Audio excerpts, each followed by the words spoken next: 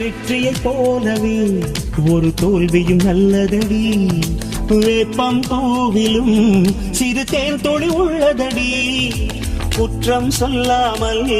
ஒரு சுற்றம் இல்லையடி, இளையும் புன்னகையால் நீரிட்டுக்கு வெள்ளையடி,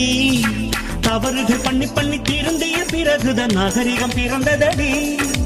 தவறுகள் குற்றமல்ல சரிவுகள் வீழ்ச்சியல்ல பாடம்படி பவள கொடி, உள்ளம் என்பது கவலைகள் நிரப்பும் குப்பை தொட்டி இல்லை,